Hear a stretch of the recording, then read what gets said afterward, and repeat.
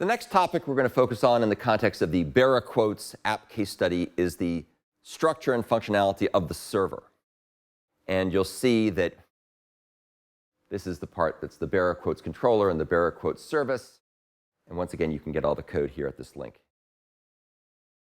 So the client HTTP GET requests are mapped to so-called endpoint handler methods by the controller. And that's the very, very common thing when you work with Spring. So here we've got the BerraQuotesController.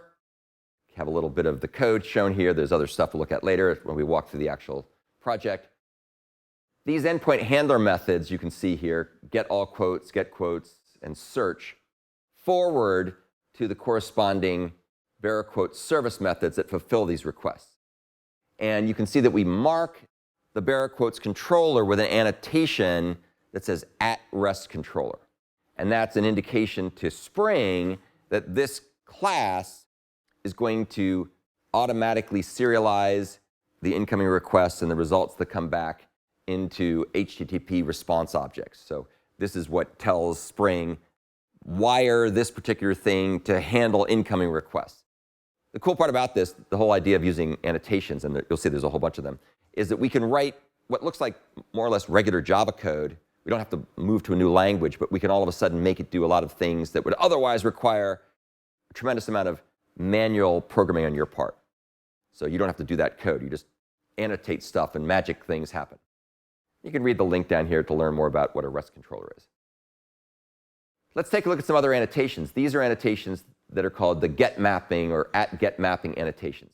And what that tells the system is these endpoint handler methods like get all quotes and get quotes and search are going to be associated with the router name that follows after the get mapping annotation. So you can see we say get mapping all quotes or search plus query.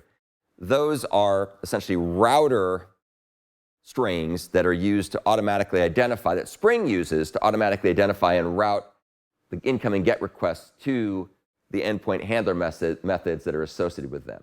And this, under the hood, uses the wonders of Java reflection to figure all this kind of stuff out. So usually I put constants here. In fact, when we look at the source code walkthrough, you see I have constants there. I didn't use constants here just so you could see a little bit better what's going on under the hood. But when we look at the code, I use constants. And that's to make it a lot less error prone. You don't have to remember these string names and stuff like that. This annotation, request param, is needed in certain circumstances to tell Spring that the type here depends on information that's sent with the GET request. And it tells Spring, extract out that information and pass it as a parameter to this method. So you'll see that in some cases, we don't have this example. This example doesn't illustrate this, but there's other examples we'll look at where we'll have things like an integer parameter or a string parameter. You're welcome to put @request_param on those parameters, but you don't have to. But for things like lists of things, you have to put the annotation request_param or whatever you need to do, because otherwise Spring doesn't know to convert the results into something that can be passed as a list. So we want this to be passed as a list. And what's happening under the hood, and we'll look at this later, is that we're actually getting the a string, a URL, or URI portion of a URL, and Spring is looking at portions of it to find the routing name, to find the parameter lists, and so on. It looks at those things, and it breaks them up, and it turns it into method calls on your methods.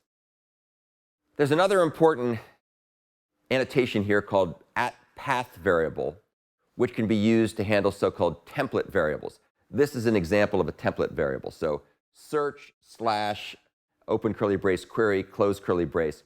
That's basically saying, look at the very end of the URI and use this as a variable, which is a so-called path variable. And it extracts, it tells the Spring runtime to extract that last piece, the part after the final slash, and use it as the parameter that's passed here. In this case, what we're doing is we're searching for Yogi BerraQuote, and that's the quote we want to search for. And you'll see how that works when we look at the client. Very important to remember that. You'll need this for assignment 1A. Let's talk about the structure and functionality of the BerraQuotes service. So the service is the implementation class. That's the thing that actually does the work. And you can see here that we say public class, BerraQuotes service, and we have some other stuff in here. The service annotation indicates to Spring that this class implements the so-called business logic, and it also tells Spring to do auto detection and wiring of dependent classes by class path scanning. So it'll look through the classes that are associated with the service in order to be able to figure out how to wire things together. What are things that might be wired, you ask? Well, one thing that needs to be wired in this case is the list of Yogi Berra quotes. And I'll show you when we walk through the code where this comes from. But this annotation says, go out and look in the set of dependent classes and find a factory method called a bean that can create a list of quotes. So this says, go and find that and then inject an instance of that into this code at startup time. And so what this allows you to do is it allows you essentially to use the factory method pattern without having to explicitly write the factory method calls yourself. You tell Spring to go find those things and wire them in. And if you watch Professor Jules White's videos, he talks a lot about dependency injection. He talks about different ways of doing beans and auto wiring and so on, and this is one of them. But it's very useful because it allows you to focus on the logic without thinking about the configuration details. So that's cool. The downside is that this is very fragile and weird things happen, and so your project has been carefully designed to work, but if you start doing this on your own, you have to think carefully about how you have these dependencies injected because it can be a little bit subtle and error-prone. Let's take a look at the methods here. So there's a method called getAllQuotes, which, as you might imagine, just returns the list of quotes. So we auto-wire the quotes. Those quotes will be auto-wired before incoming requests arrive. So this method just says, hey, here are all the quotes. So a list of quotes is passed back. Very, very simple. Here's another implementation of a different method called getQuotes. And this takes a list of quote IDs. Each Yogi Berra quote is given an ID from starting at either 1 or 0. I think it's 0. So you have the 0th quote, the first quote, the second quote, the third quote, the fourth quote, and so on. And so we can give a list of quote IDs, and you can see what we do is we take that list and we turn it into a stream, and then we go ahead and we get the appropriate quote from the list of quotes. We use the get method, we index into it, we get the quote that we want. And what that does is that converts the stream of integers into a stream of quotes.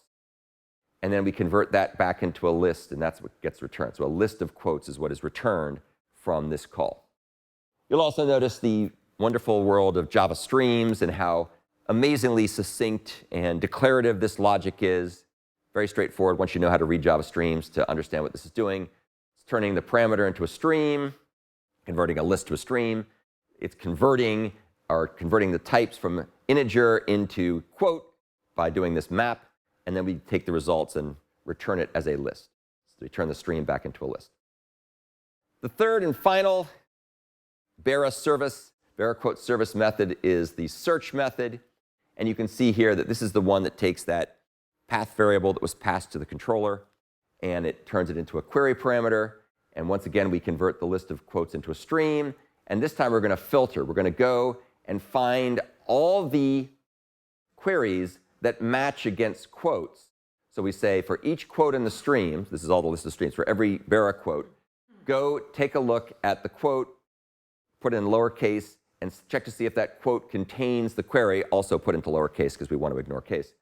And for everything that matches, turn that into a list of quotes that matched and send that back to the client. And you'll see when we run the program what this is actually doing under the hood. So that's the third and final method implementation here. Not surprisingly, when you look at your implementations that you have to do for the movies application, movies microservice for assignment 1A, there's a lot of relationship and correspondence here that you can leverage. So that's the end of the discussion of server structure and functionality.